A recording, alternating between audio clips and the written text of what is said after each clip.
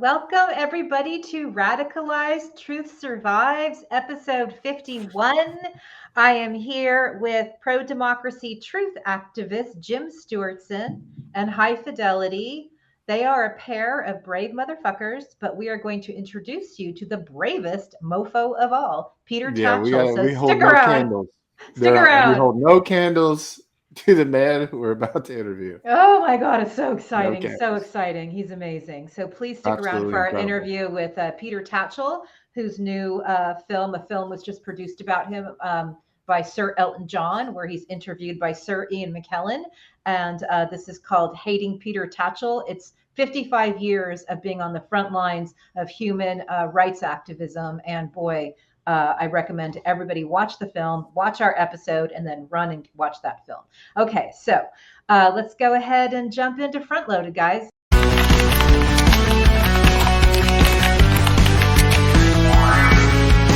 Front Loaded.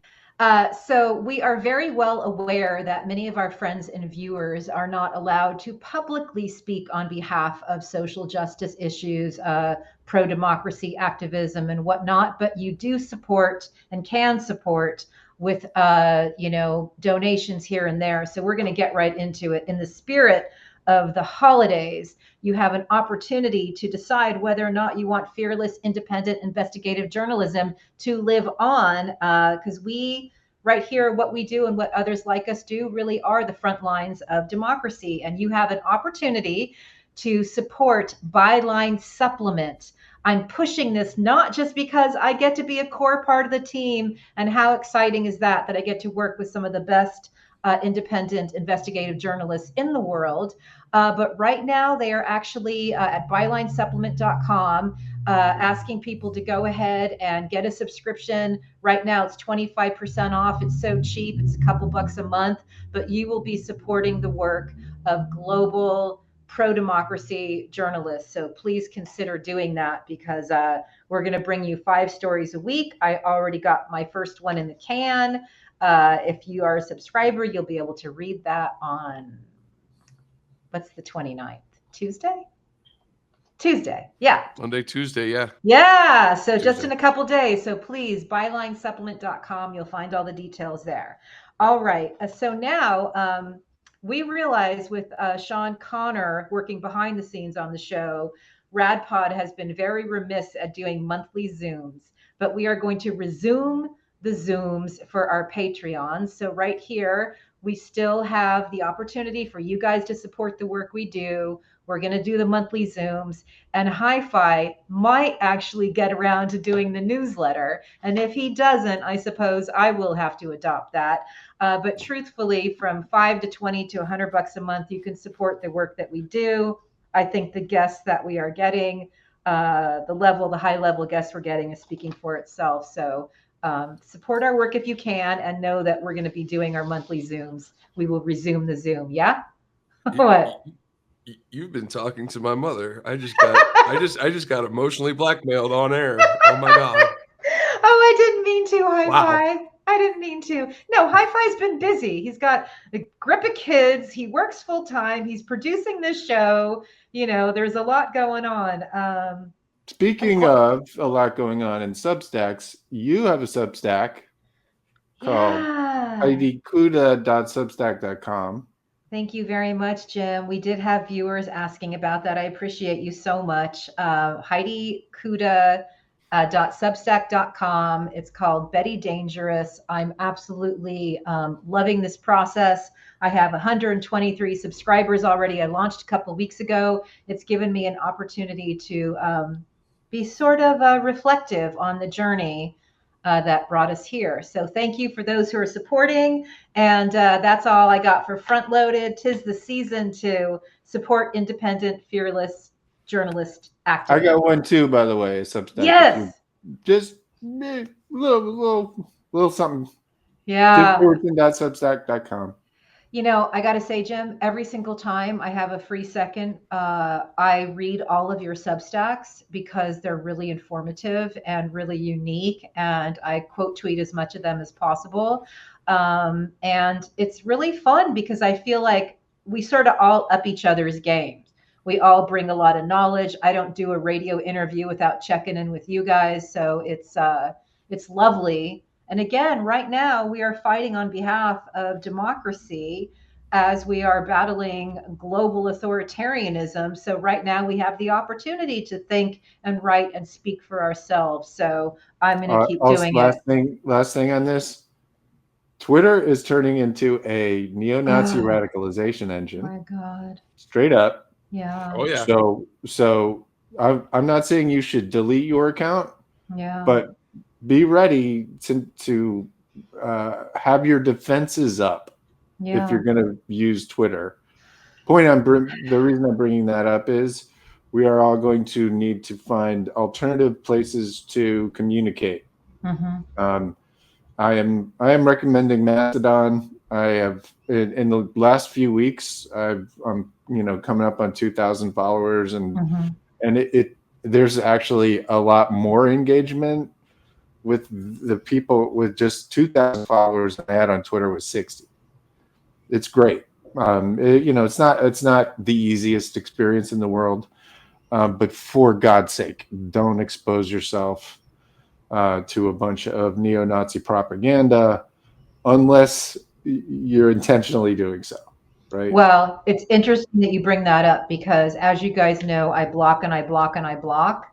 And so when we find each other now in the shit stream of Twitter, it's like we're clinging to each other like life rafts. It's like, it's like we're survivors on this crazy island. And, and he's just throwing more and more shit into it to stir it up and make it as uncomfortable for libs as possible. The fucking whole thing is about owning libs, and I'm going to talk about that in Hellscape. I can't wait because, as we learned from Jason Stanley, owning libs should not be your full political policy. But people who believe that that's their policy are being manipulated to hate. And hate is going to grow very tiresome very quickly. So yeah, it's a hate cult that is turning into a death cult. And, we can either put an end to it or not. Yeah, I can't wait for Hellscape. It's that simple. Yeah, it's that simple. In the meantime, Hi-Fi, what you got for us, bro? Word phrase of the week. Word phrase of the week this week. We're going to be talking about battle fatigue. Ah, perfect. Yes. So yeah, a lot of what's going on social media right now is the trolls are everywhere and they are hammering on your sense of reality, and you have to fight just ridiculous amounts of disinformation. It's enraging. It's obviously triggering.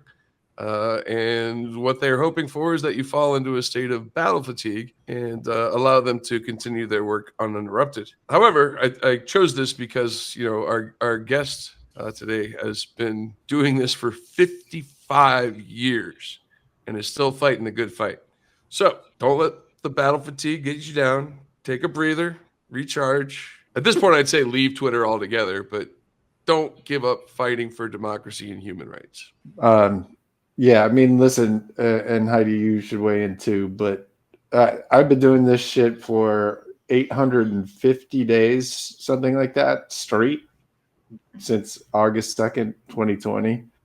0 days off. And I'm not bringing that up to try and, be dramatic. It's just fucking tiring. Yeah. It's exhausting. Once you see what is going on here, it's almost impossible to sort of stop or even take a break. And over the last, well over 2 years, I've had serious PTSD from getting, psychologically tormented for months and years on end.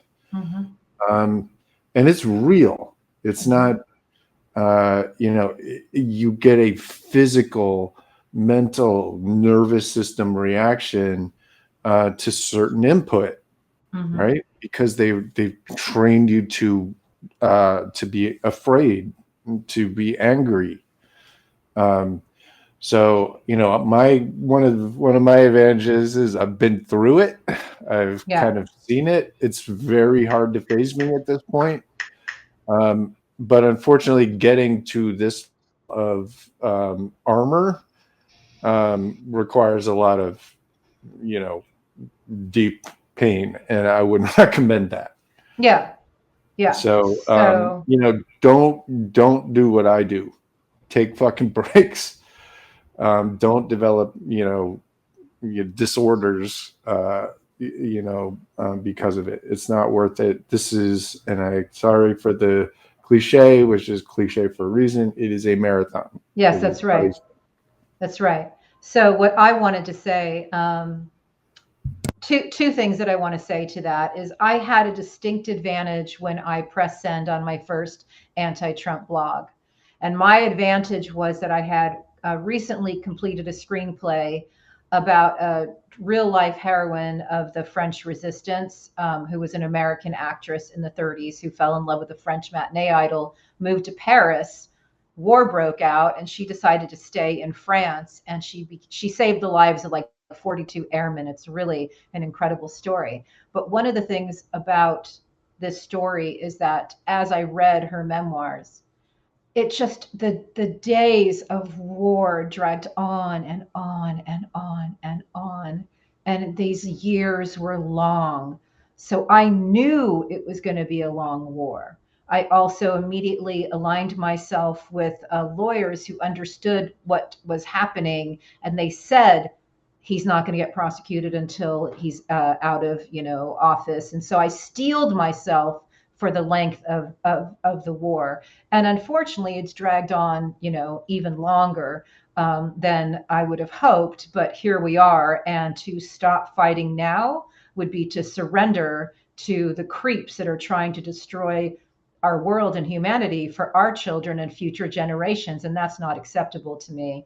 I will stay loud. I encourage everybody who can to stay loud. But I'd like to quote my friend Jim, who just wrote something really beautiful in his Substack, and it's titled Quick Update. And he talked about the invisible war, and he wrote, "It's as if we were in World War II, and the press just reported on millions of mysterious deaths instead of on battles, troop movements, and the Nazis. Elmo is an enemy combatant and should be reported on as such." I know he's going to talk about this more in Hellscape, but I thought that was an incredibly astute observation, because just because this is a different type of war, and obviously in Ukraine, they're dealing with real bombs.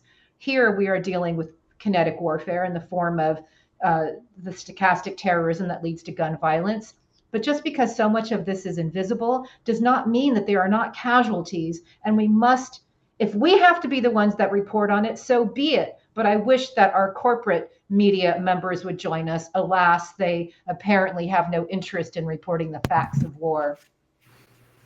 Yeah, when I wrote that, I was trying to capture the feeling that I had, that I initially had and still have, which is there are these dynamics, right? These very, very serious, harmful psychological operations that are being performed on people, and you can see it. You can see what happens to them. You can see it in the reaction, and ultimately you can see it in the stochastic terrorism. But you don't have to wait for somebody to go and try to kill Nancy Pelosi in order to see what's happening. Right.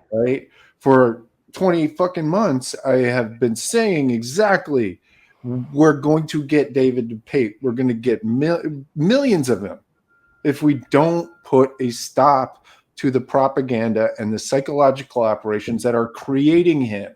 It is not fucking helpful to just report on the fact that he hit Nancy Pelosi's husband with a fucking hammer. Right. You need to be there in the first place saying, hey, why are all these right-wing propaganda operations transforming people into hateful death cult members? Right.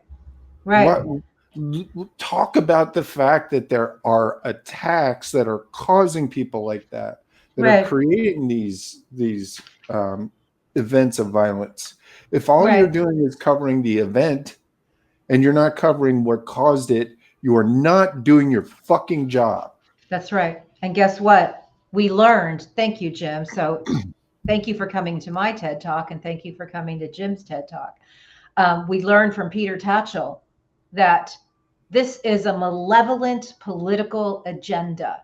The people pushing this stuff may not even believe in it, but it's a malevolent political agenda, and let us all wake up to it. High five.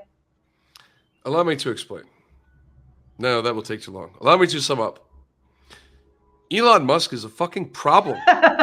Yes, that's right. I love it. I love it. Yes, indeed. I love it. I love it. I love it. I believe you may have caught on to something there, sir. Indeed, my good man. Oh my God, you guys are hilarious. Did you see the clips that I cut of us from RadPod and Chill? If you guys have not watched the Thanksgiving episode of RadPod and Chill that aired on Friday night, I encourage you to do so, because Hi-Fi and Jim were in rare form. And I had an absolute blast. I don't remember what I said. We did a live stream? We did a live stream where we were impersonating the trauma merchants that come after us. And we were doing the voices of these people, and it is hilarious. It's kind of a public service announcement for Mastodon in sort of an ass backwards way, but I encourage you guys to watch it because it was quite amusing. I think we were just sort of coming out of the turkey coma at the time.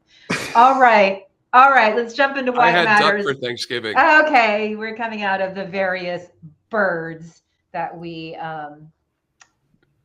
inhabit. Yeah. Supped on. Yeah. Why it matters.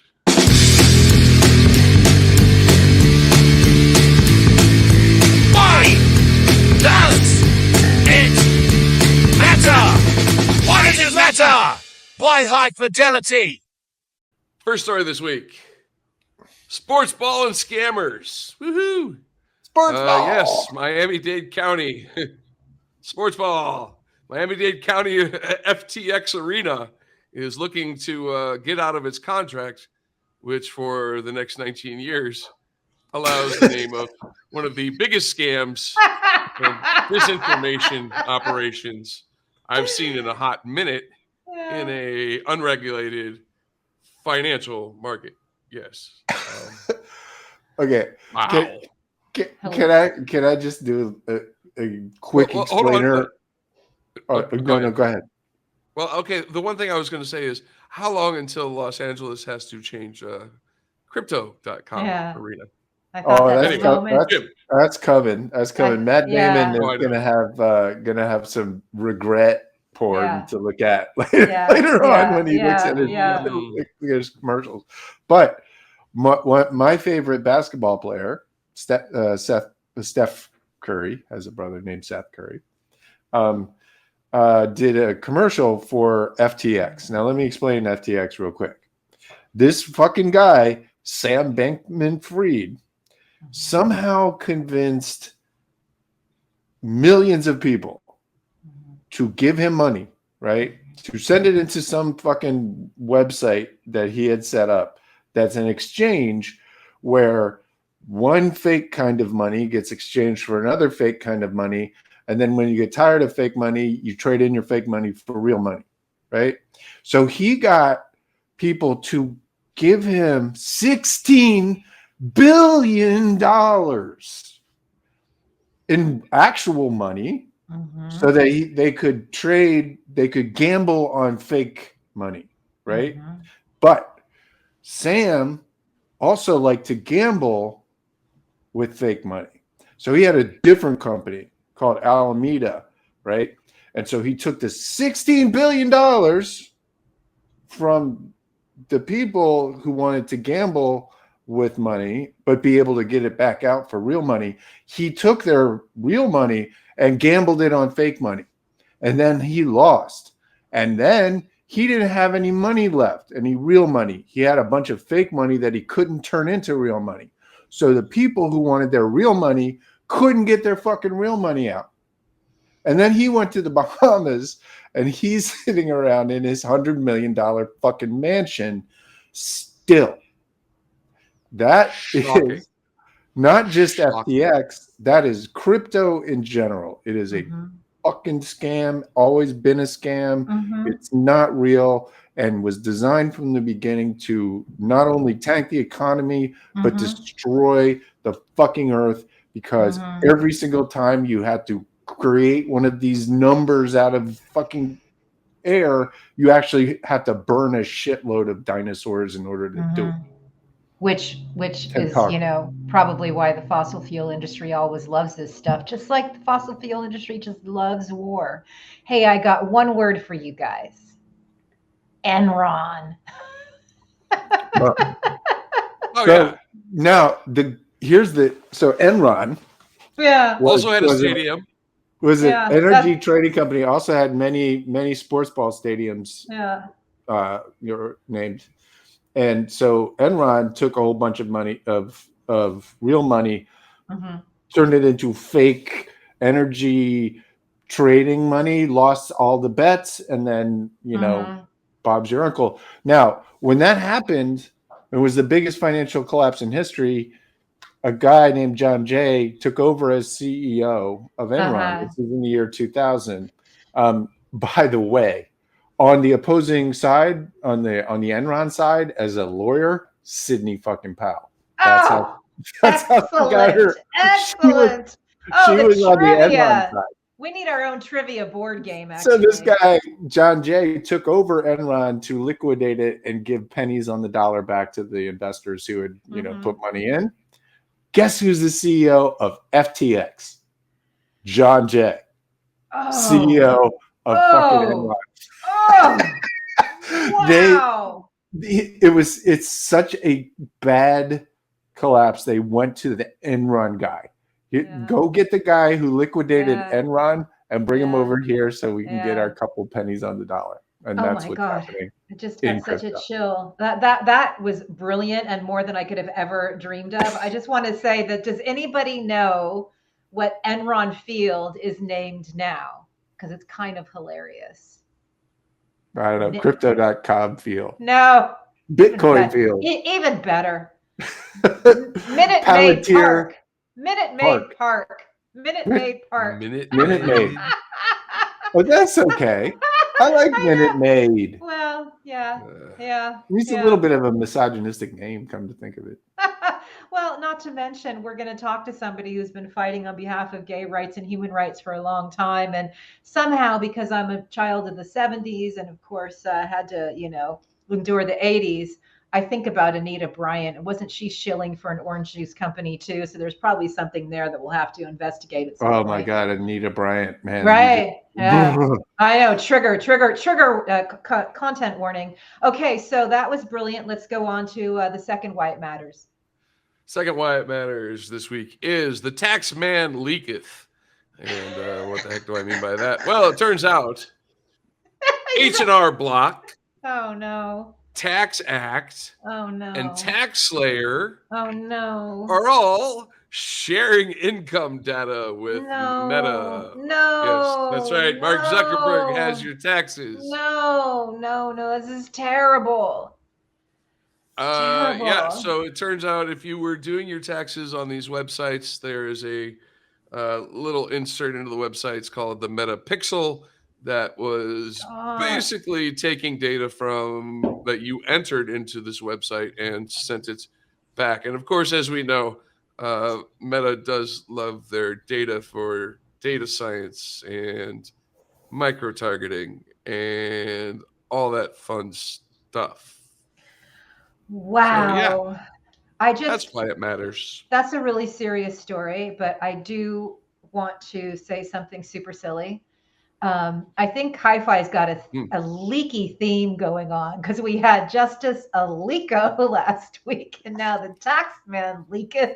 So I'm looking forward to seeing the next leaky thing to roll out. Well, my point is not only are they incompetent, they're also incontinent. But anyway. Okay. All right. So let's go on. What could go wrong here with Mark Zuckerberg having your tax information? What's interesting about this? What could go wrong with this scenario?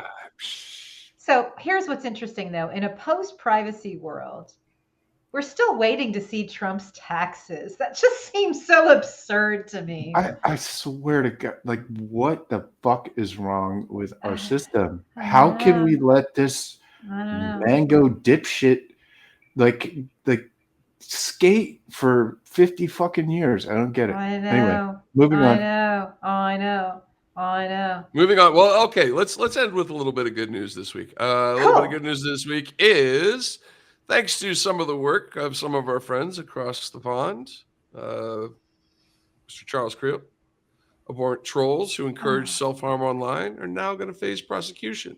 And Fuck this yeah. is because Molly Russell and the Molly Rose Foundation got Michelle Donnellan to amend the bill after inquest was heard. Molly Russell took her own life in 2017 after exposure to harmful online content, and people who encourage that kind of self-harm will now face punishment. But the interesting thing here is that the platforms themselves will also face financial penalties. That's what's necessary. Fascinating. Yeah. Interesting. Yeah, that's what's necessary. Some of the UK trolls that have been trying to get me to kill myself. Let's think about this. That's very interesting, actually. Thank you. That actually matters.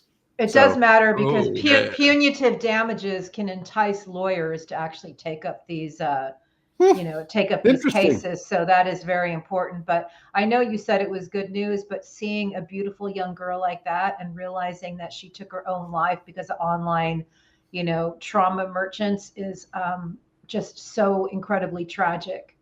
And all I can say is that born out of tragedy, if something good can happen to save the next kid's life and the next person's life, then that is ultimately a positive. So thank you for that. It was difficult but important. Jim Stewartson's hellscape. Oh fuck. Hey everybody. So I'm going to talk today about what's happening at Twitter.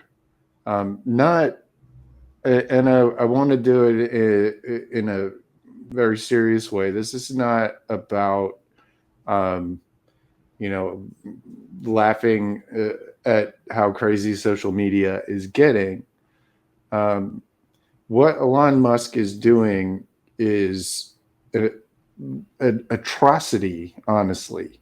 It is a human crime. It is a crime against humanity. He is intentionally radicalizing hundreds of millions of people into very, very dangerous propaganda. Very dangerous. And it's not just overtly what he's doing.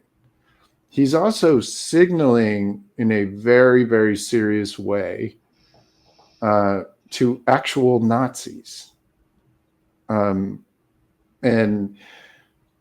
it's hard to even get your head around the idea that the guy who actually owns Twitter is a guy who grew up in apartheid and wants it back. He really does. So I'm going to walk through a thread that I did on Mastodon. Join me on Mastodon, Jim Stewartson at toad.social. Awesome. Toad.social. So I saw this tweet. And it shook me. And it seems like a fairly innocent tweet, right? I wonder what Earth will be like 88 million years from now, right? And what's he commenting on? This Madagascar monkey that happens to say 88 million years. Why would he make this comment? Why would 20,000 people respond to him? why would all of these people, oh, I can't do this because I got suspended. What I meant to do Oopsie. was look at look at it. And there are numerous, yeah, here we go. So Nazi dog whistle, people are getting it. Wow. 88 Great. years later. Great. So what is this? Why is this significant? Well, this isn't the first time he's done this. So this is Wojak. Wojak is a 4chan Reddit meme that's meant almost exclusively to troll liberals. Mhm. So here, and you know his blue check is actually $7.99, but he says $8. And Mhm. here he says he takes the opportunity to put 8 together Mhm. with Wojaks. Mhm. Wojaks are a neo-Nazi meme from Reddit and 4chan. He knows exactly what he's doing. This is sophisticated lib owning using Nazi symbology, right? And this was 3 weeks ago. Can you explain to our viewers what the 8 reference I is? will. Okay. So I did this thread on Mastodon. If you don't know, 88 is a shorthand for Heil Hitler. Okay. It is well known in white supremacist circles, and especially well known on the Chans. And believe me, Elon Musk knows all about Chan symbology, as we just saw with Wojaks. So I went to look and see if the trolls had gotten the message, and they have. So you see here, this guy is saying, I wonder what Earth will be like 14 million years from now. Now, why would he say that, right? What is the significance of that?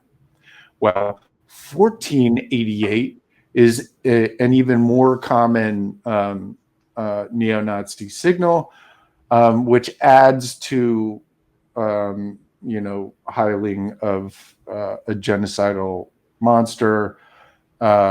14 words, which has to do with protecting white children, and it was created by a literal terrorist named David Lane, who is one of the kind of godfathers of the neo-Nazi movement in the United States. That's what the 14 words are. It is about saving the existence of our people and a future for white children. Mm-hmm. So plenty of these Nazis got the message. There will be 14 trillion humans from now, right? Now, if you want to pretend for a minute that Elon Musk didn't know that 88 was a signal to neo-Nazis, and he does, after all of these Nazis start to dance around this tweet about how awesome it is that he's on our team now.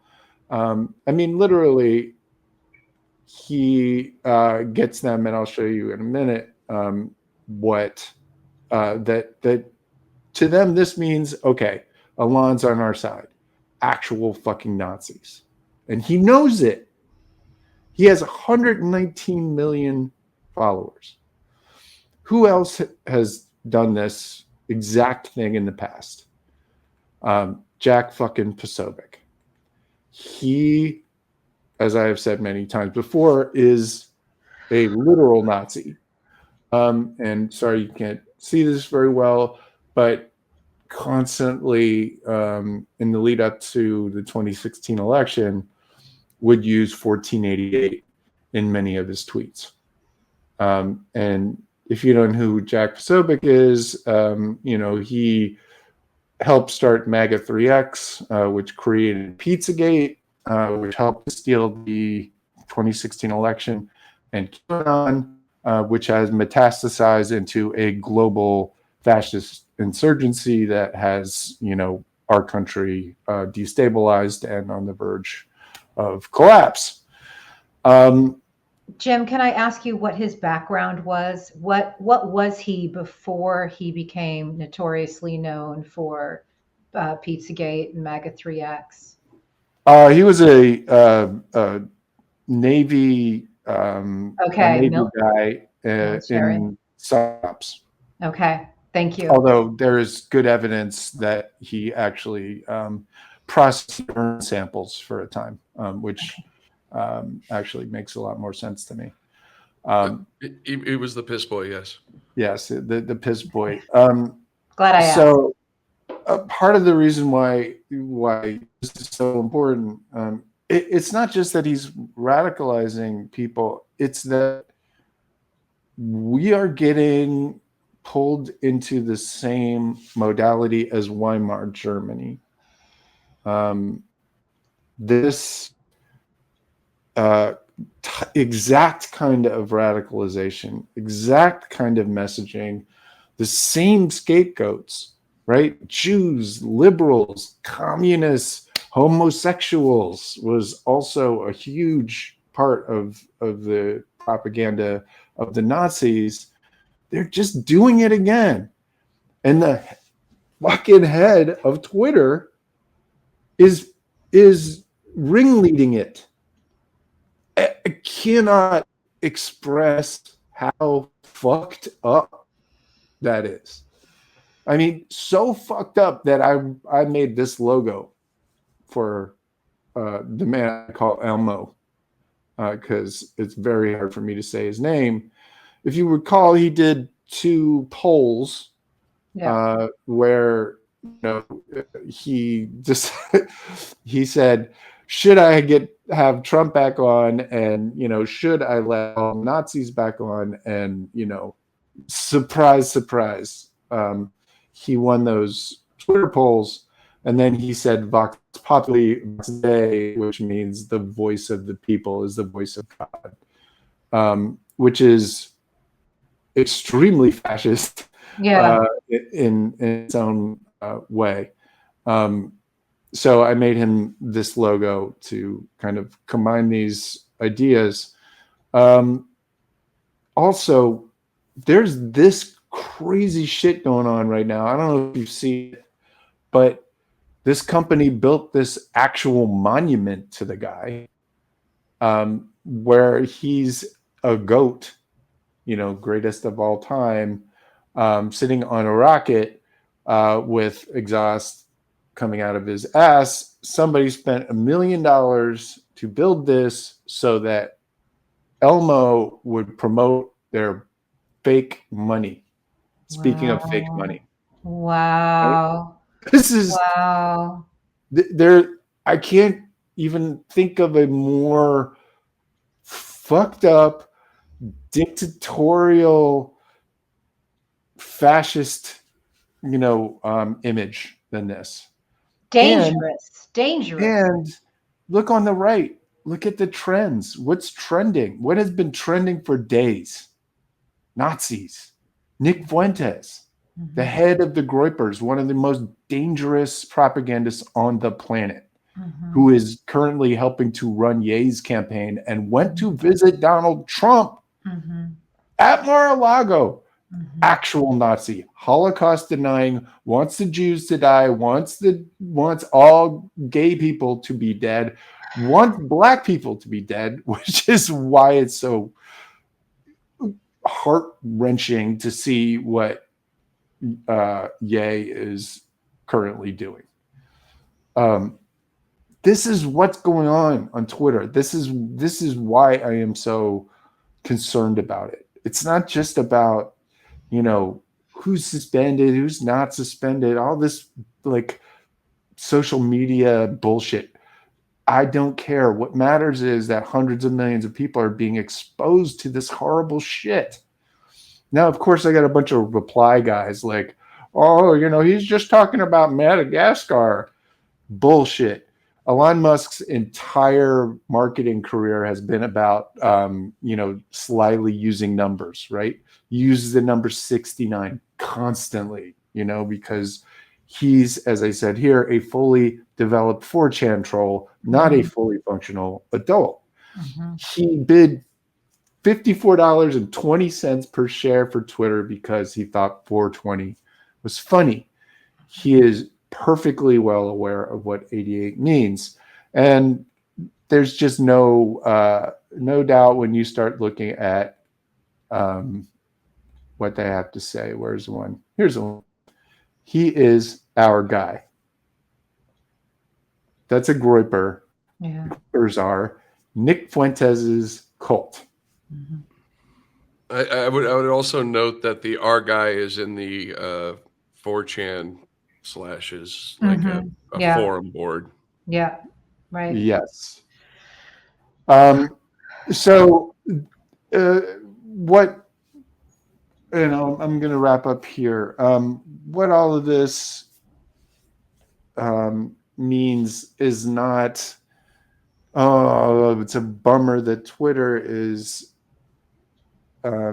dying, right? It's that he is providing the largest on-ramp for brainwashing, for coercive propaganda in history. He captured a huge artery of communications, right? Where real people, good people, tried to do good things. Where I tried to do good things for a year and a half and got banned as a prize for my efforts. It's turning into a massive on-ramp. So that, as I wrote about in Jane's story, I on my Substack, I hope you'll read it. It doesn't take much for people to get indoctrinated. It takes one bit of propaganda that hits them the right way in their brain, makes them curious about what's going on, and gets sucked into a death cult, gets sucked into a psychological maelstrom where they make decisions that are against their own self-interest. They could kill them. They harm their families. That's why this is so dangerous. It's not about Elmo Musk being a fucking idiot. It's about turning Twitter into an enormous racist, fascist, psychological operation. Thank you for coming to my hellscape. We are so honored and thrilled to introduce our audience to Peter Tatchell, a veteran human rights activist. He has done something like 3,000 protests, and a new Netflix documentary produced by Sir Elton John and David Furnish is out now called Hating Peter Tatchell. Here's a clip.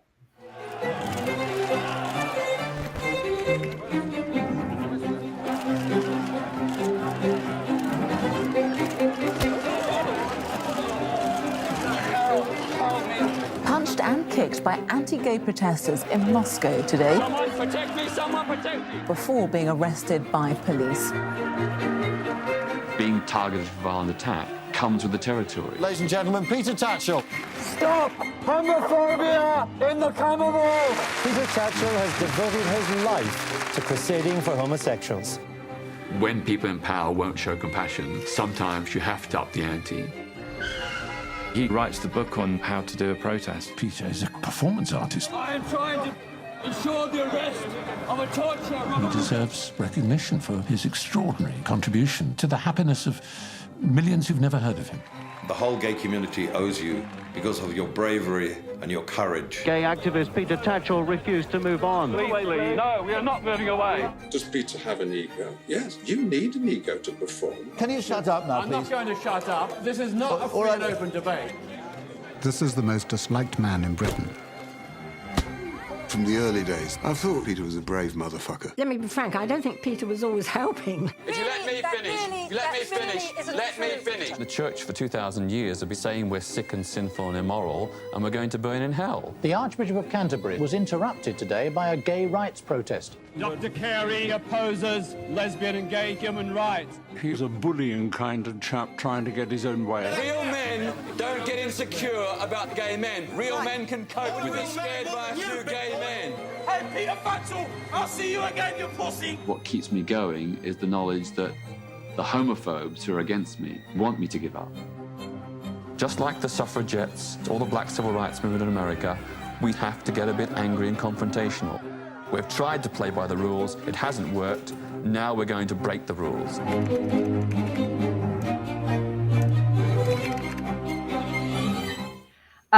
Peter, I consider my colleagues some brave motherfuckers.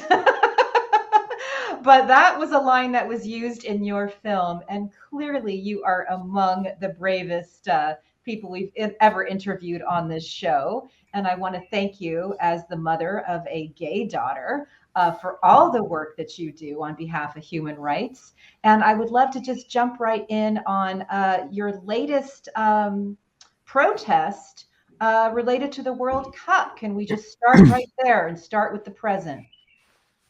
Well, first of all, let me say that I'm just one of many people who champion human rights, and it's our collective effort that brings about change. I don't think any one individual does it, but all as individuals, we can make a difference. But it's the cumulative collective effort that really is the force for social change.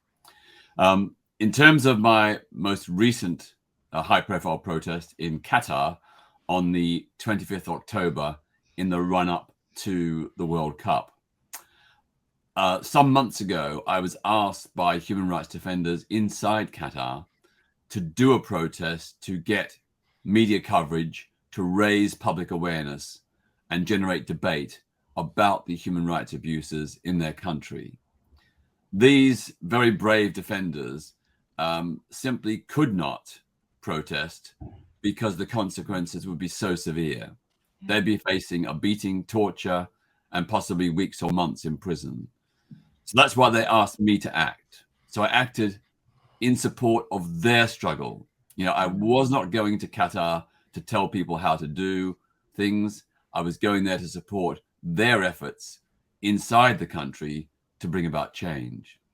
What I did was I stood with a placard outside the Qatar National Museum in downtown Doha, and was eventually arrested by a combination of police and state security agents. I was held for 49 minutes while I was being interrogated. They wouldn't even let me go to a shop just 20 feet away to get water, which was needed given the 38 degrees heat that day.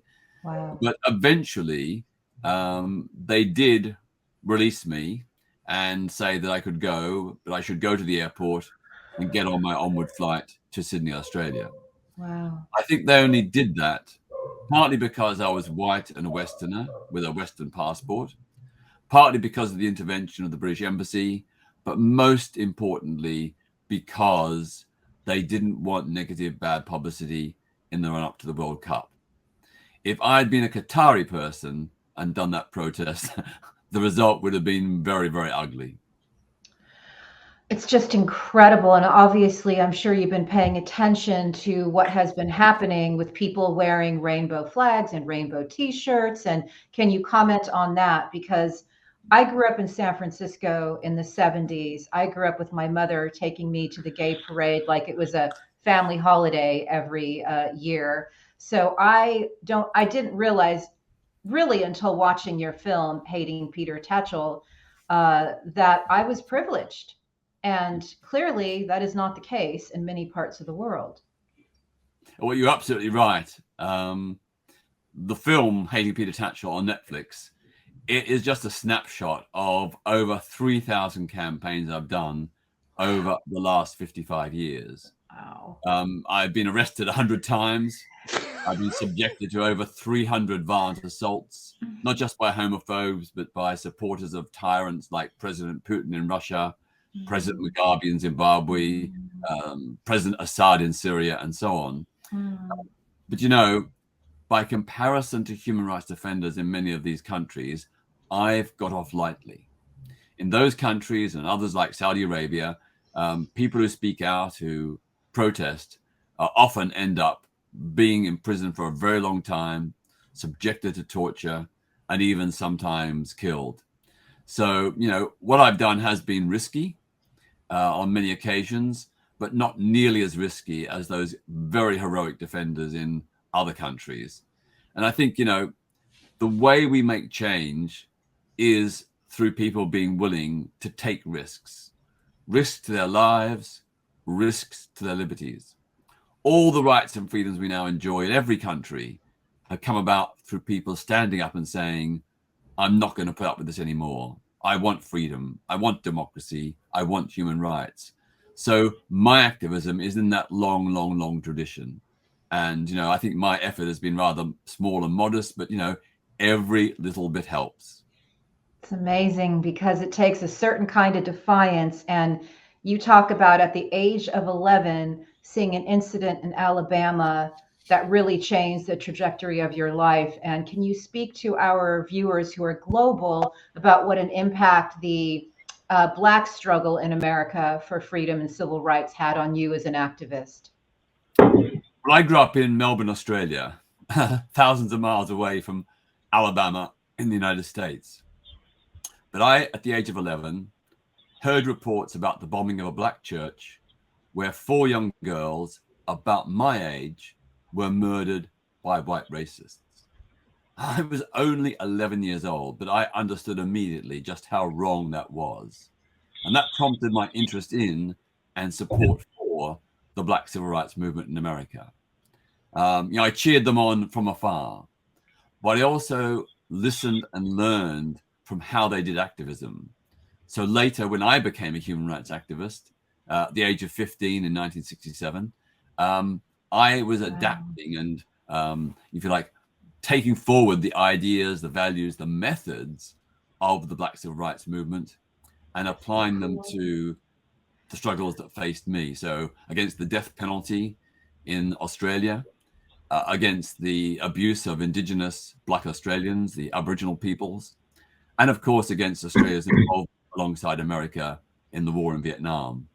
I used those tactics from the Black civil rights movement of non-violent civil disobedience and direct action to promote those campaigns. It's incredible. I could keep asking questions, but gentlemen, why don't you take a turn too? Or do you want me just to keep going? I have like a laundry list. I have a couple questions for you. And one is, you know, as we are seeing right now, there is a rise in fascism globally. And as part of that, the messaging that is being utilized to push fascism is obviously an anti-gay, anti-trans, homophobic, vicious, just it's abhorrent. Why do you think that is? What is the benefit they get from this? Great question. I think it's all those things, but also often anti-Semitic and anti-Muslim as well. But I think basically a lot of people on the far right harbor those prejudices, partly out of ignorance sometimes, but often out of a malevolent political agenda.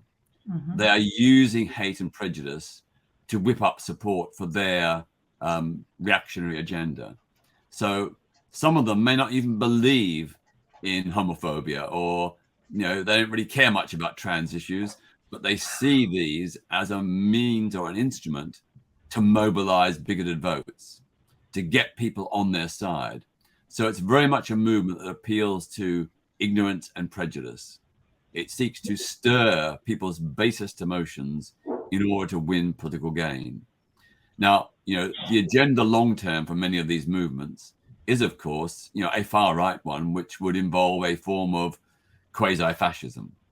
You know, we see the seeds of it in Hungary today, in a European country that made the transition from communism to democracy, but now is going backwards towards another form of autocracy and totalitarianism based on far-right ideology. You know, the attacks upon the LGBT plus community there, on Jewish, Roma, and Muslim people, and in particularly against migrants and refugees, is truly, truly shocking in the 21st century.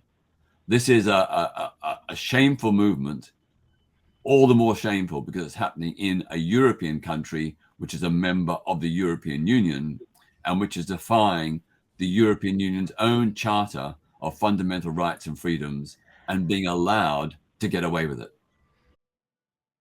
Can I ask you, you're one of the few people I've seen correctly identify Vladimir Putin as a fascist. People use a lot of words for him, but at the end of the day, he is, in my opinion, the most dangerous fascist since Hitler. And it shouldn't be surprising, to be honest, that he's using scapegoating, right? Especially against Jewish people, against liberals, against gay and queer people, right? It's exactly the same playbook as it was 100 years ago. And first of all, thank you for just saying it out loud. Putin is an imperialist fascist, right? He cares about power above human beings, which in my, definition is what fascism is. I just wanted to hear you talk a little bit about that. Why do you call Putin a fascist as opposed to, all the other sort of pejoratives that people use about him? Well, I think if you look at the character of the Russian state today, it has all the basic fundamental characteristics of classic fascism.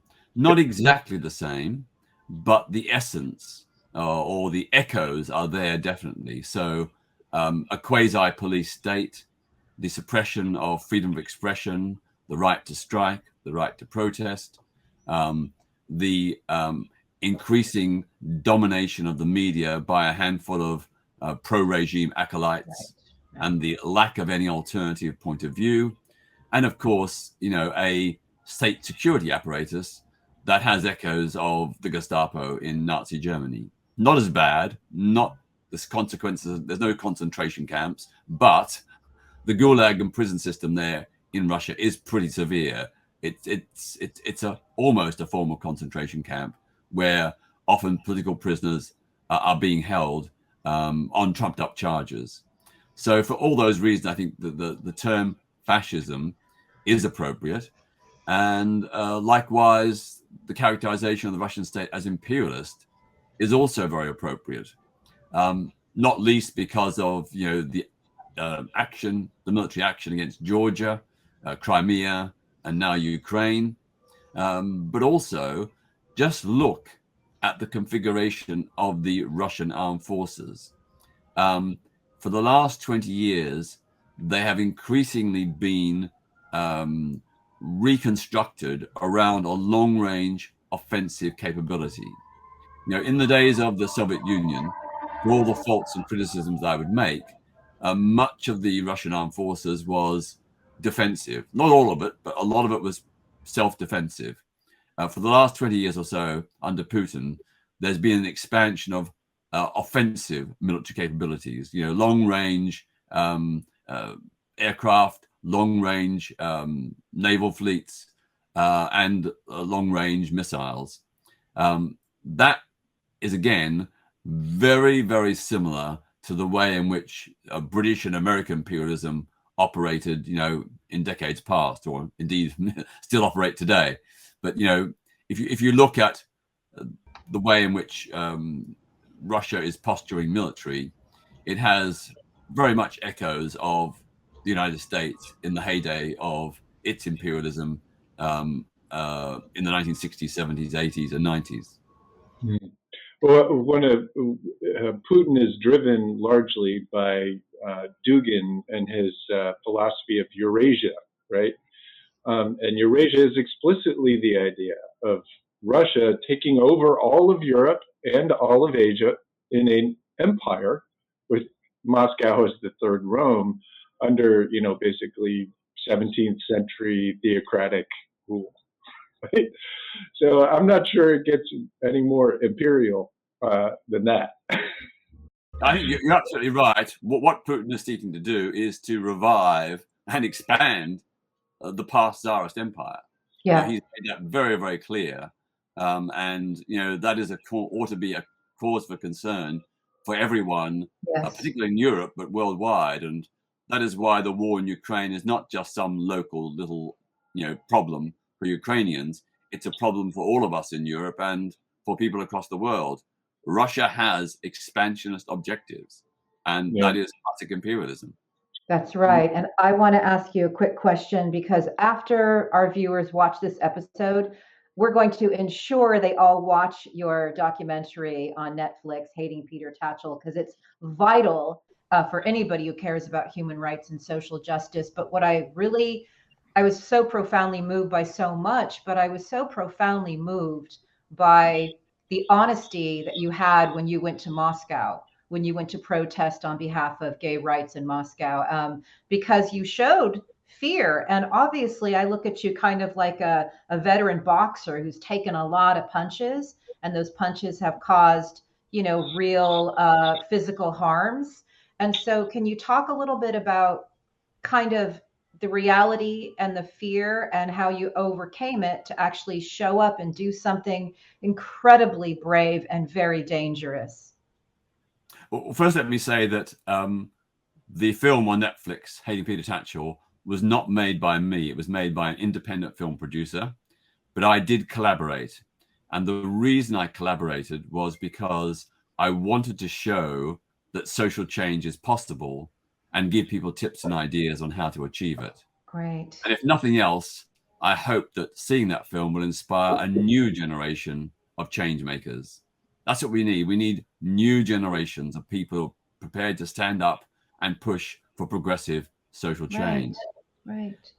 Having said all that, despite all the protests I've done, big ones like protesting at the World Cup in Moscow in 2018, and just recently at the World Cup in Qatar, all those protests, I'm still like as nervous as hell.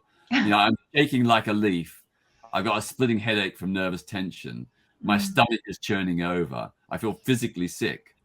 But what drives me on is the passion, the determination, the desire to support those very brave campaigners who've asked me to act, who've called on me to do something. So I'm constantly got their call in my mind. I've constantly got their demand for action in my mind. And that's what really sustains me and keeps me going.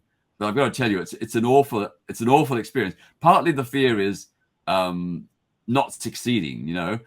I can remember back in 2018 in Moscow on the opening day of the World Cup. I lay in wait in a cafe near Red Square, ready to walk out and stand there with my placard denouncing Putin's failure to act against the terrorization of LGBT plus people in Chechnya. And every moment I was sitting there waiting, I was just expecting, the FSB, the state security, to turn up and drag me away. And then even when that didn't happen, as I walked across the square from the cafe nearby, I was expecting a tap on the shoulder. I was just so nervous. But luckily, I pulled it off. And the same in Qatar. I mean, I'm sort of rather proud that I managed to outwit Qatar state security. It is one of the most sophisticated in the world. And I had to use sort of ruses that I'd picked up from spy novels and films to outwit them. And I can't even talk about the full details because I don't want to give the game away in case I want to do it again. But it was an incredibly frightening, scary, and apprehensive experience. But, I did pull it off. Brilliant. Again, guys, I don't want to take up all of the question time. So if there's something you want to say to jump in, please do. And then I'll get to mine in due time. I have so many. I know, right? So one of the things that you did that was incredibly controversial, yet I feel incredibly effective, was the forced outing of homosexual members of the church. Yeah. And people are like, oh my gosh, that's so terrible. but it worked. And here's something I'd like to bring up, because a previous guest of ours, a fellow named John Sweeney, who you may have heard of, he pointed out that the only people who have publicly stated that Vladimir Putin was bisexual have ended up dead. Do you think forcibly outing Putin would help in eliminating his, I don't even know what to call it at this point, insanity? Well, first, let me say that I do not support outing people merely because they're in the closet. Of course, all LGBT plus people have a duty and responsibility to come out, but it must be of their own choosing. Staying in the closet reinforces the idea that there's something shameful about being LGBT. So coming out is really important. And we also know that straight people who know a gay person are much more likely to support equality and to oppose discrimination. So coming out is good for the individual because you don't have to hide and sneak around anymore and make up stories, but it's also good in terms of progressing LGBT plus rights. What I did with those bishops was name them, and it wasn't just me, it was my group, the direct action group, Outrage. We named them not because they were in the closet, but because they were part of a homophobic church. That they were aligned with a church that was not only saying that gay people are sinners and must repent, but it was actually saying that heterosexuality is superior to homosexuality, and therefore it is right that the law should discriminate. So they were opposing any kind of equal rights, no recognition for same-sex relationships, no equal age of consent, no protection against discrimination in housing, education, or employment. It was their homophobia and hypocrisy that we were targeting. You know, they were saying one thing in public or aligning with a church that was avowedly homophobic in public while having secret gay relationships. So we were calling out their two-facedness, their double standards, their hypocrisy. When it comes to Vladimir Putin or others, you know, there are lots of people also in the Russian Orthodox Church, some of the key people in that church, which is incredibly homophobic and which pushed for the 2013 law against so-called gay propaganda. I think that outing is justified as queer self-defense against those who are doing harm. And I certainly think that if there was and is evidence that Vladimir Putin is secretly gay or bisexual, then I think he should be named. That should be stated, not just to show up his hypocrisy and double standards while he attacks and condemns the gay community, but also to embarrass and shame him. And in my experience, those who have been outed on allegations of hypocrisy and homophobia have tended to skulk away. They've drifted out of the public light. They've been so ashamed and embarrassed, they hadn't had the guts to show themselves in public much more. Wow. And we saw that with the bishops. You know, most of those bishops, well, as far as I know, none of those bishops ever did or said anything that could be construed as anti-gay. And some of them eventually came over to our side and began to speak out in support of LGBT plus rights. Now, I don't think Vladimir Putin's going to turn around and no longer be a fascist or imperialist. But, you know, if we can discredit him in the eyes of the world, and particularly in the eyes of the Russian people, where there are very high levels of homophobia, then I think that could be very effective in terms of taking the sting out of his effectiveness and his power. What's amazing about, go ahead, Jim. You mentioned the propaganda law. As you know, a few days ago, Putin extended the law to adult LGBT propaganda, right? In the United States, the same precise message, right, that I'm being inundated by all of this LGBT propaganda is coming from the right wing in the United States, literally the same day as Putin is making his proclamation in Russia. Can you just say something to the people in the United States who are mistakenly behind, supporting him by pushing the same type of propaganda? Yeah, I think it's very strange that people who would never tolerate such homophobia in Britain or the United States seem to be willing, in some cases, to give Putin a free pass. Yeah. You know, if you stand up for human rights in Britain or the US, you've got to stand up for it all over the world. Just because, you know, the United States and Britain have done bad things in the past does not excuse Russia from doing bad things today. We have to stand by the principle of universal human rights, not Western values, but universal human rights, which apply in Britain and the United States as well as in Russia. You know, every country that is signed up as a member of the United Nations is also signed up to the Universal Declaration of Human Rights, which states very clearly that all people everywhere are entitled to equal treatment and protection against discrimination. That clearly is not happening in some parts of the US and other countries, and of course, definitely not happening in Russia.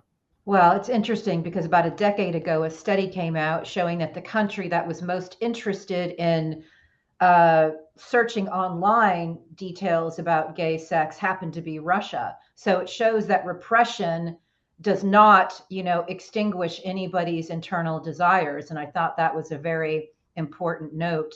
I would love to talk to you about disinformation as it relates to many aspects of the church, because as I watched your film, or the film that was done about you, I realized that so many people who are members of various churches kind of spout homophobic narratives, which to me sound a lot like the disinformation that we research. And I don't know if you have any thoughts on that. Yeah, I mean, it's very, very clear that there are sections of all religions that are very animated against same-sex relationships, and which often show scant regard for principles or the truth.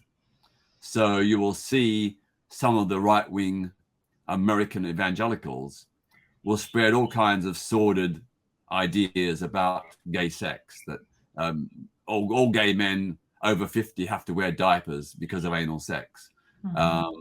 And this, of course, are ideas that are exported by these evangelicals to places like Nigeria and Uganda in a bid to support and roll back any gains by LGBT plus movements in those countries. So there's a huge global export of homophobia, mostly by right-wing American evangelicals. And it's having a very devastating effect, not just, of course, within the United States, but of course in these other countries as well. It involves huge amounts of money.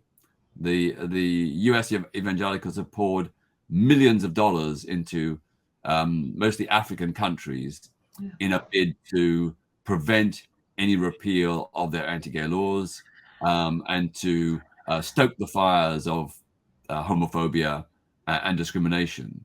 And of course, that does relate very directly to increases in public hostility towards gay people, and indeed in increases in violent attacks upon gay people. So these American evangelicals are not just spreading ideas through their poisonous ideas, it's actually resulting in greater prejudice and hate crime against LGBT plus people. Just incredible. So last week I talked about incitement to genocide, and we know that at The Hague they had the Rwandan genocide, Hutus and the Tutsis. We know they had in former Yugoslavia they had genocide trials there. What will it take for charges to be brought against these people for genocide against the LGBTQ plus community? Well, I don't think we can actually talk about genocide. That is a policy that's based on the deliberate, calculated extermination of an entire social group. And even what would you call this then? Well, just finish. Even in Chechnya, where there were roundups and torture and murders of LGBT plus people, it didn't go beyond that threshold to justify the term genocide. but certainly I would say extreme persecution Okay. and victimization. There's no doubt about that whatsoever. And indeed, yes, there is a case in international law to bring charges against the perpetrators. But as we've seen in the Ukraine war, so far they haven't even been able to get prosecutions against people who are implicated directly in the massacres in places like Bucha. So, I think to get charges against those who are persecuting LGBTs is going to be, much more difficult. And in terms of priorities, is probably not the front line. But nevertheless, it should be kept in mind. And many countries have signed the Magnitsky laws, which provide for global worldwide sanctions against human rights abusers. There's no doubt that in the cases of particular people, such as those in Chechnya, responsible for the torture and murder of LGBTs, there's no doubt that they would qualify for prosecution under Magnitsky laws. And indeed, Western countries should be looking at that. For me, one of the most profoundly important moments in the film, and I think also where you became a sweetheart in the UK, was when you took on Mugabe and you protested against the human rights abuses in Zimbabwe. And you did it in a way where, unfortunately, you also got terribly injured, but you made such a big point. And can we talk about that a bit, please? Yeah, I mean, again, the two attempted citizens' arrests of President Mugabe of Zimbabwe were initiated by calls from people inside Zimbabwe saying, can you do something to help shine a light on the abuses in our country? And this was at a time when opposition leaders were being detained, tortured, even raped and murdered by Mugabe's goons. And it was hardly being reported in the international media. So that's why I hit on the idea of using the power of citizens' arrest to put Mugabe under arrest on charges of torture. And I had legal affidavits from victims of torture whose torture had been authorized by President Mugabe himself in clear violation of the United Nations Convention Against Torture. You're right that on the second attempt in Brussels, I was actually beaten unconscious. And that was never my intention. I didn't want that. But boy, it was incredibly effective. People concluded if President Mugabe is prepared to have his thugs beat up a peaceful protester in the heart of a European capital city in broad daylight in front of the world's media, just imagine what he's doing to his own people when no one is watching. And indeed, off the back of that protest, suddenly lots of media around the world began starting to do investigations into the human rights abuses in that country. And for Zimbabwean people, I know from the feedback I got, that was a huge psychological and emotional boost. To know that me and other people around the world knew and cared about their suffering and were trying to fight it, that was a huge fill-up for them emotionally and psychologically. I think the West so often supports dictators and supports these awful people. And what can we say to the West to take responsibility for their enabling of human rights abuses throughout the world? Well, you're absolutely right. There is incredible hypocrisy and double standards. Right now, lots of Western countries are criticizing Qatar for its human rights abuses against women, LGBTs, and migrant workers. But many of these countries are at the same time investing in Qatar, trading with Qatar, and welcoming Qataris to their countries as tourists and to study and work. So there are double standards. Shocker. Probably the worst double standards of all is, of course, Saudi Arabia, which is a dictatorship of one of the worst kinds. Yet, all the Western countries do business with it. We buy their oil. They buy our guns. It's a sordid relationship which has scant respect for human rights, and where we're letting down the people in Saudi Arabia who do want democracy and human rights. It's amazing because all over the world at this moment, there are protests in Iran, there are protests in China. We are fighting for our democracy here in America. We can see what, the UK is going through. This is like a worldwide thing. And I don't know what we have to do to wake people up to understand that persecution over here is persecution at home. It's like Jim quoted that poem a week or two ago about, and it happened to this person, it happened to this person, and it's like, and you did nothing, and it's like, it's kind of coalescing. Yeah, I mean, solidarity, mutual solidarity is so important and so effective. I'm sure you were involved in the campaign against apartheid in South Africa, supporting those very brave South Africans striving to end the racist regime. And as you know, after it was all over, President Mandela himself said that the international solidarity campaign by people in Western countries and others was hugely important.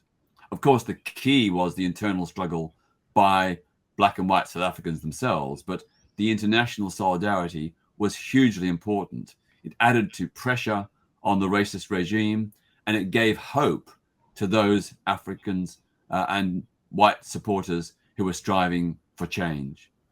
So Elton John produced this documentary, such a good egg. Ian McKellen is interviewing you. That is very exciting to me. And is there anything you can say about people who are so brilliant as Elton John and Ian McKellen participating in telling this vital story about, how to be on the right side of history by protesting what really matters? I think it's a great tribute to them that they thought this was a story worth telling, and that they have consistently for many years supported the human rights work that I do.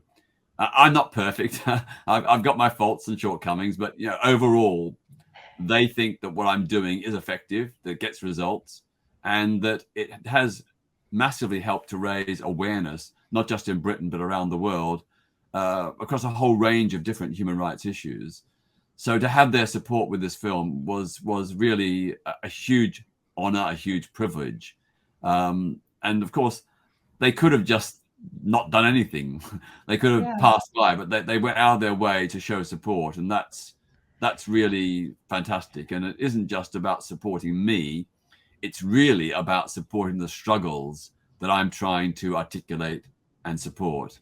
So I take their involvement as a gesture of solidarity with the campaigns and the campaigners who I'm trying to amplify.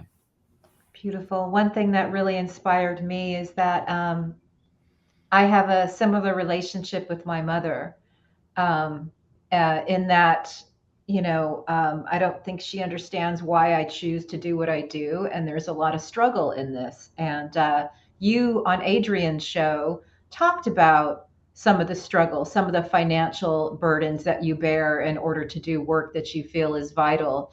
And is there any inspirational words you can tell people who may be taking a path that is not the path necessarily that, their family might understand? Because I think it'll go a long way to helping people.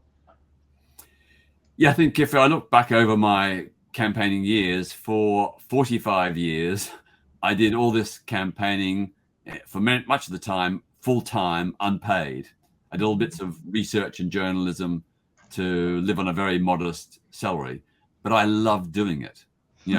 No money could reward or match the rewards of being involved in so many significant campaigns. So for me, it was a sacrifice, but a sacrifice worth making, and nothing by comparison to the sacrifices made by others in many, many countries, from China to Nigeria and Belarus and many, many others.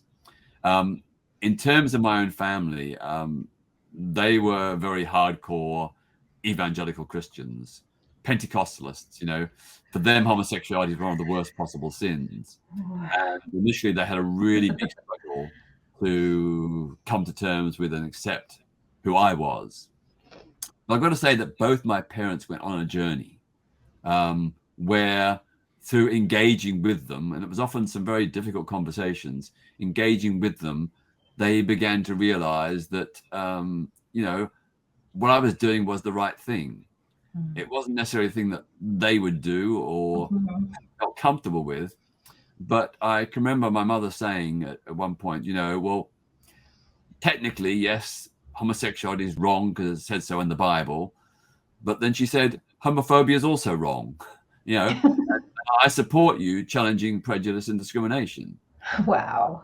So she was, she sort of made this leap, and it was a huge leap for her. And she's always been supportive of my human rights work, for the, well, not always, but for the last, 30 years. I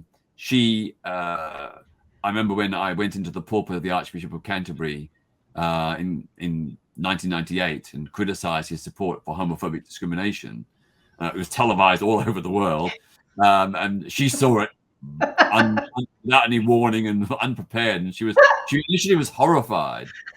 Then I explained that we tried to meet with the Archbishop for 8 years. He wouldn't meet with us, so we had an alternative. And then she turned around and said, "Oh, in that case, I guess you had to do it." It's beautiful. I love that. But they come around eventually. It just takes a while. And that just shows the importance of engaging. Not everybody's on the same page with the same understanding or knowledge. Sometimes you have to be prepared to, engage with people who might initially seem quite bigoted. If I look back over my last, 55 years, a lot of the people in the early days who were viciously homophobic, through engagement and challenge and protest and persuasion, they're now allies.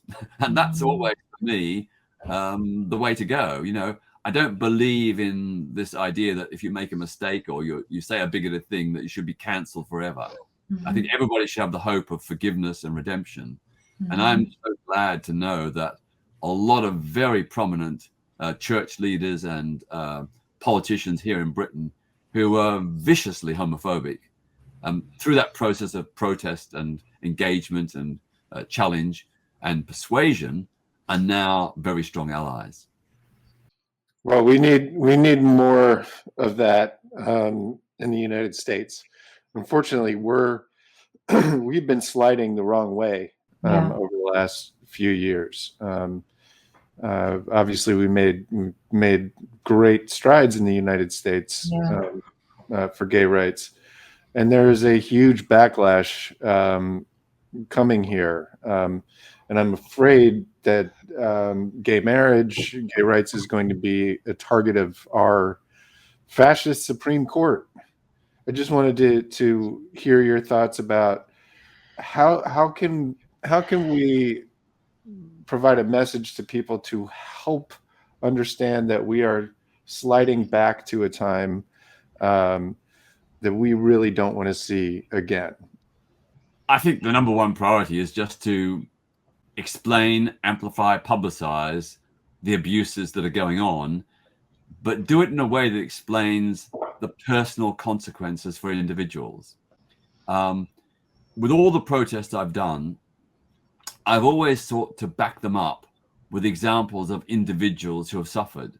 In the case of the campaign against President Mugabe's dictatorship in Zimbabwe, I went out of the way to secure the stories and the voices of Zimbabwean victims of his regime.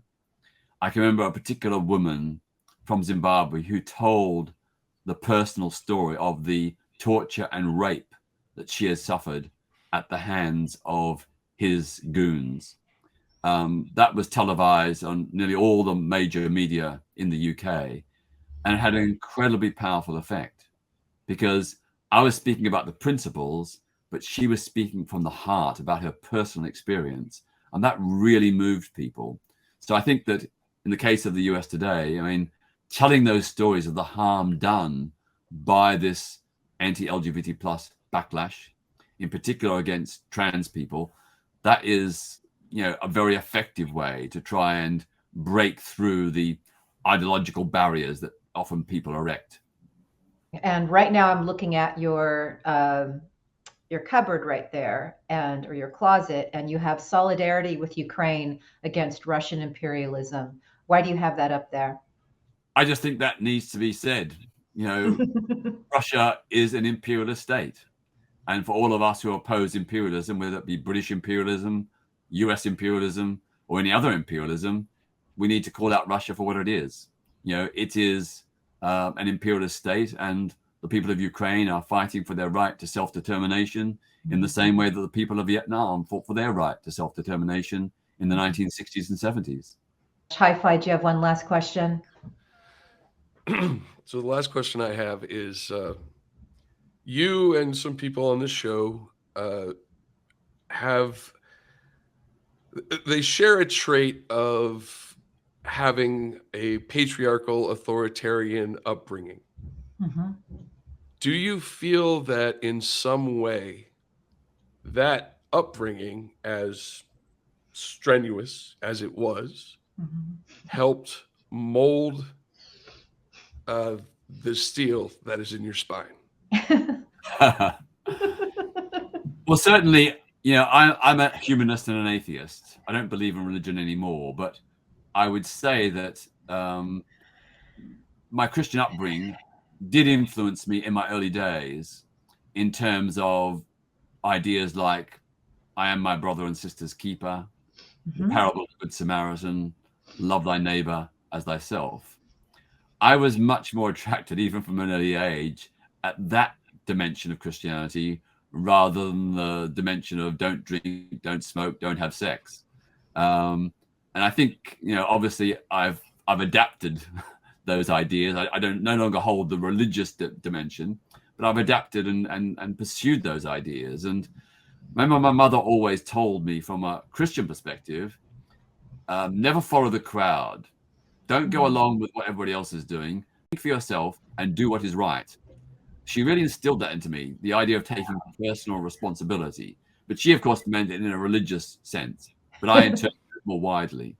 So, yeah, I'm not ashamed to say that there are aspects of my religious upbringing that have stayed with me and probably given me the fire to crusade, not for Christianity, but to crusade for human rights.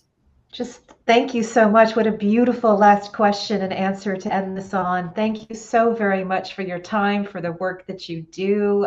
We hope that you will come back and share some successes with us as you continue to do this incredibly vital work. I just wanted to say thank you for 55 years of work. My God, what a contribution you've made. And I'm just grateful. I'm grateful, obviously, that you came on the show, but just grateful that you've done what you've done, and you know, the world's a better place for you. Thank you. Well, thank you very much. And, you know, as I said, you know, I am one, we are many, together we make the change. Can I just say that for those who are interested, please go to my foundation's website, Yes. petertatchellfoundation.org, to find out more about the campaigns and work that we do. In the top right-hand corner, there's a little button which says join us. If you give us your email address, we will send you a weekly bulletin on a range of LGBT plus and other human rights issues. Most of them very serious, but we always try and put in a funny, quirky one to give you a laugh as well. It's totally free. There's no charge. So just go there and give us your email address and we will send you the bulletin every Thursday. But we do also encourage our viewers, many of whom do not have the opportunity to speak publicly because of the work that they do, to support you as well financially. We are on a big push for independence to be supported by our friends who may not be able to vocalize how passionate they are about human rights, but can vote with their pocketbooks. So that's what we're going to try to encourage. So support this vital work. And I do have one last thing, and maybe we can include this or not, but the film About You ends with 72 countries. It's still illegal to partake in gay love. And is there a way to flip that where we can look at, since you started this work 55 years ago, how many countries have become more accepting? Is there a number that we can put to that? Because I'd love to be able to celebrate that if indeed there is. It's about 40 countries that have decriminalized homosexuality in the last 50 years. Nice. Most recently, countries like India, Trinidad and Tobago, Nice. Botswana, Angola, and quite a few others. Nice. So progress is going in the right direction. And Great. yeah, it just shows that if you keep up the fight, stay strong and determined, that nothing can hold freedom and justice back, that we will win in the end. But having said that, the numbers have gone down a bit from 72. I think it's now 68 countries that criminalize same-sex relations since the film was made, and more likely to decriminalize in the coming years. There's 4 Caribbean countries that are likely to end the ban on homosexuality in the next year or so. So, you know, we are on the right side of history. And I love that's it. a huge tribute to all the people who are campaigning in those countries and around the world. And to quote you, let's carry on the fight. Absolutely. My motto is, don't accept the world as it is, dream of what the world could be, and then help make it happen. Thank you so very much, Peter. Thank you, Peter. Thank you. Thank you all very much. I need to go because I've got another interview starting in 2 I minutes. bet you do.